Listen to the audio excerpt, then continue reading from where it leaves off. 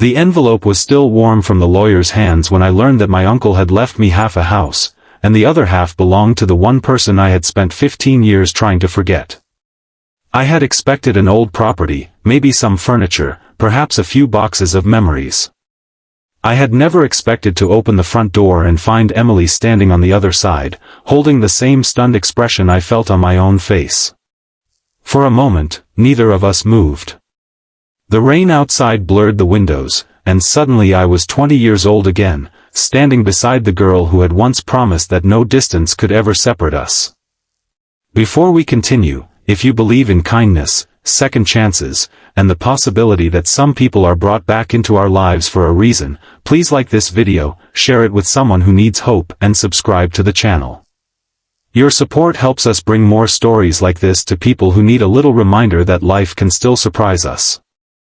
My Uncle Daniel had been the closest thing I had to a father. After my parents died when I was 16, he had taken me into his small home without hesitation.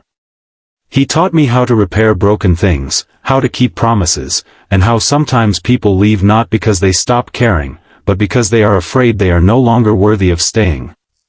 I didn't understand that last lesson until years later. Back then, there was only Emily. She lived 3 streets away, and we spent nearly every afternoon together. We studied at the same library, walked home beneath the same old trees, and talked about the future as though we had already planned every detail. But life rarely follows the plans young people make. When I was 22, I received an opportunity to work in another city. It was the kind of opportunity one couldn't afford to refuse. Emily wanted me to stay, but I convinced myself that leaving for a while would make our future stronger. Then one misunderstanding became another. A message went unanswered. A visit never happened.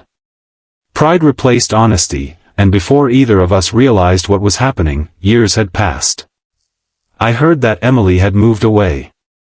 She heard that I had built a new life. Neither of us knew the truth. Neither of us had stopped caring. Then Uncle Daniel died. At the lawyer's office, I learned that he had left me half of his old house.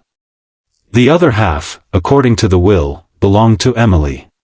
He had apparently purchased the property years earlier and placed both our names on it in secret. The lawyer explained that Daniel had known we had once been important to each other. He had believed the house might give us something neither of us had managed to give ourselves, one final chance to tell the truth. That first evening inside the house was painfully quiet. Every room contained a piece of my childhood.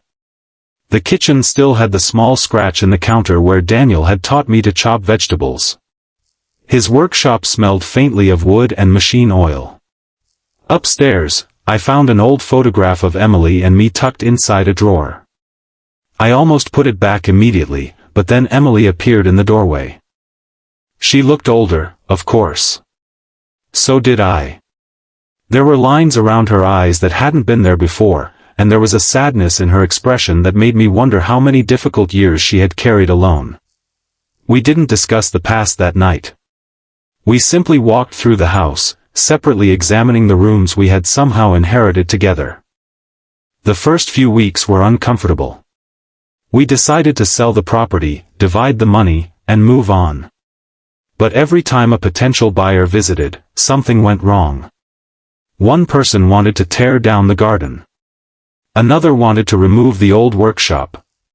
A third said the house was too outdated and should be completely renovated. Neither of us could agree to it. Finally, we realized we weren't really trying to sell the house. We were trying to avoid admitting that it mattered.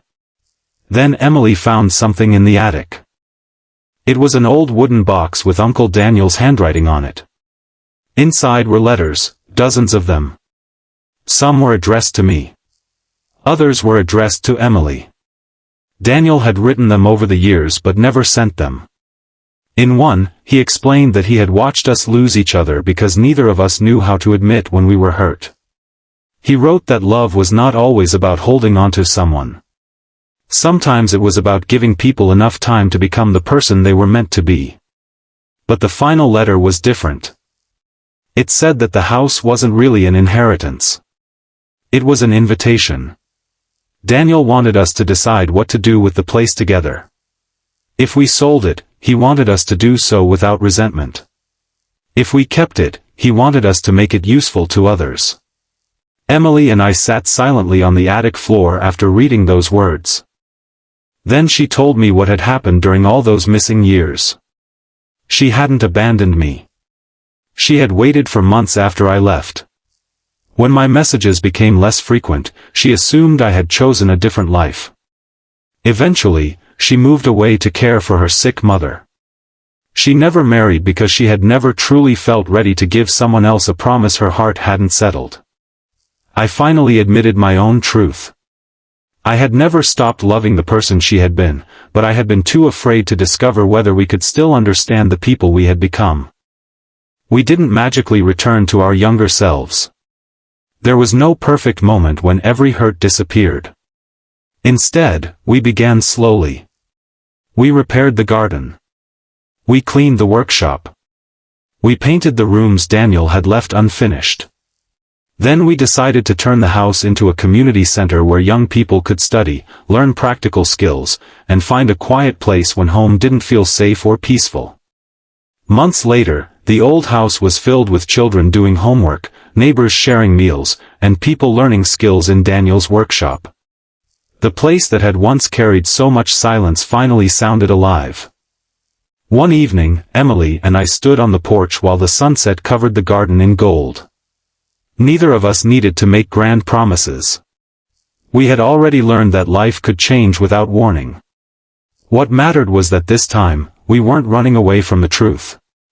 If this story touched your heart, please take a moment to like the video, share it with someone who believes in second chances, and subscribe for more stories about hope, kindness, and unexpected new beginnings.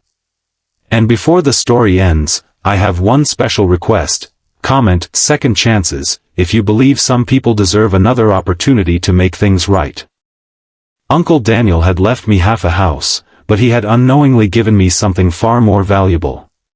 He had given 2 wounded people a place where they could finally stop running from their past. The house wasn't a monument to what Emily and I had lost.